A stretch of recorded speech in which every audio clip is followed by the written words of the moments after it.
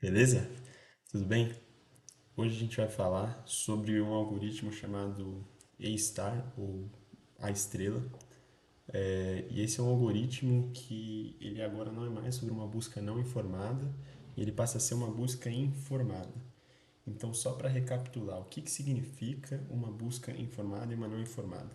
Uma busca não informada, a gente não tem nenhuma estimativa do quão distante a gente está do nosso objetivo final. Na busca informada, a gente vai ter essa estimativa do quão distante a gente está do nosso objetivo. E é essa que vai ser a principal diferença do nosso algoritmo à estrela. Então, para começar, ele vai usar uma heurística, né? Uma heurística e um custo. Então, ele vai usar. Então, o custo é o quanto custou para ele chegar quanto custou para o algoritmo, para a gente chegar no estado que ele está até agora. E a heurística é o quanto ele acha que vai custar para ele chegar no objetivo final. Para um cenário, por exemplo, de traçar uma rota, isso pode ser usado como a distância euclidiana entre dois pontos. Porque, bom, funciona como uma heurística, né? Uma boa estimativa do quão longe você está. Na realidade, a distância vai ser um pouco diferente, porque às vezes a estrada não vai seguir uma linha reta até um ponto, mas enfim, é uma boa estimativa de distância. E nem sempre você pensar em uma heurística é um negócio muito simples, mas isso vai ser tópico da próxima aula. Mas, só para vocês entenderem, é muito importante você, nesses algoritmos de busca informada, você conseguir definir uma boa heurística. E definir uma boa heurística geralmente é você conseguir definir um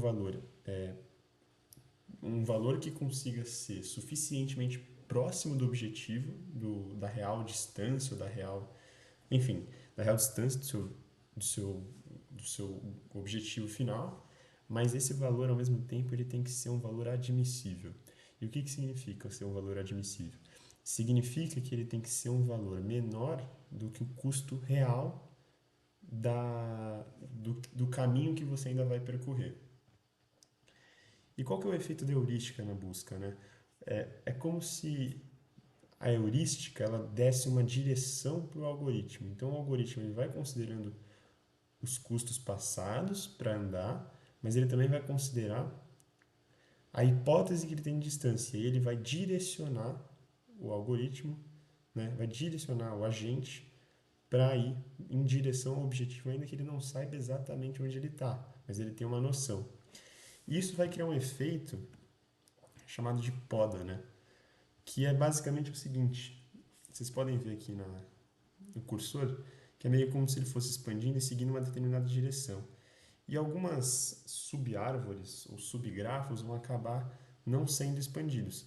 E aí não tem por que a gente considerar eles, porque eles não estão na direção do nosso objetivo. Então aí vai acontecer um fenômeno que a gente chama de poda. A gente meio que vai cortar esses essas subárvores de todo o nosso domínio, porque a gente sabe que a resposta não está ali. Então a gente evita de ter que procurar ali também. Então acaba fazendo um uso melhor dos recursos. E não só basta, né, uma, uma heurística ser admissível, como também é muito importante que essa heurística ela seja consistente. O que significa uma heurística ser consistente? Bom, uma heurística admissível ela consegue fazer uma boa aproximação global, né, do ponto onde você está até o ponto onde você quer chegar, até o seu objetivo final. Ela consegue subestimar, né, o mais próximo possível do valor real, essa distância.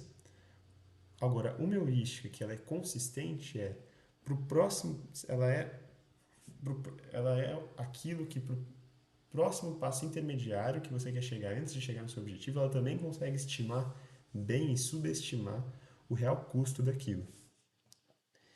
Então, obviamente, e aí, né, isso vai ajudar a gente como?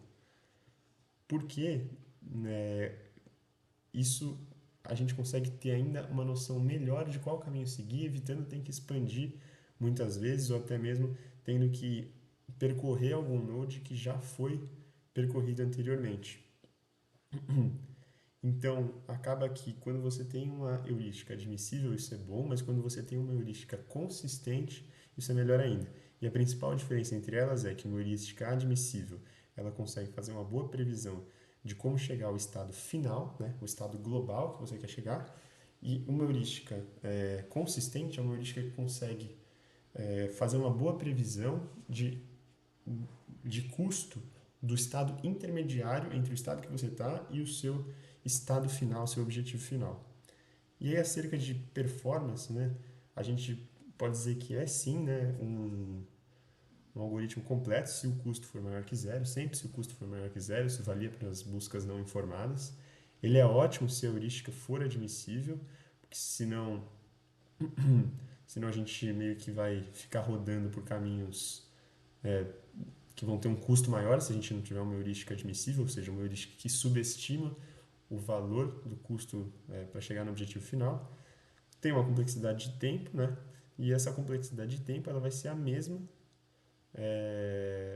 que a complexidade de espaço, porque todos os nodes que a gente percorre, né, e gasta um tempo ali, a gente também armazena eles. E aí um pouquinho sobre as desvantagens desse algoritmo é que, bom, fazer todos esses cálculos, prever, armazenar, custo anterior, custo futuro, enfim, tudo isso consome muito espaço. E aí o que a gente pode fazer tem algumas alternativas que a gente pode recorrer, que seria, a gente pode fazer um Iterative Deepening, que seria basicamente cortar, né, os caminhos que a gente tem um custo mais alto. A gente pode fazer uma versão recursiva disso também, assim como a gente fazia na depth first, na busca em profundidade recursiva. Então a gente também vai correndo, para em um determinado ponto e recomeça de novo, né?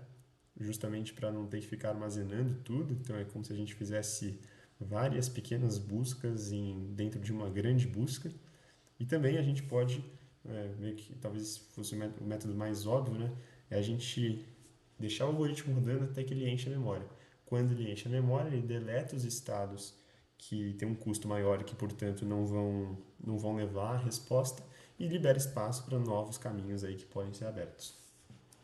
Acho que basicamente essa é a grande ideia do algoritmo, né? Entender que ele é baseado numa heurística, né? E que ele soma essa heurística a um custo para fazer uma boa previsão da direção que ele tem que seguir ou dos nós que ele tem que acompanhar e atingir para chegar mais perto da resposta final. E no próximo vídeo, né, acho que a gente vai falar aqui um pouco melhor sobre o que é essa tal de heurística e como determinar uma boa heurística, né, que talvez seja o grande ponto-chave desse algoritmo. Mas por hoje é só. Um grande abraço e fui!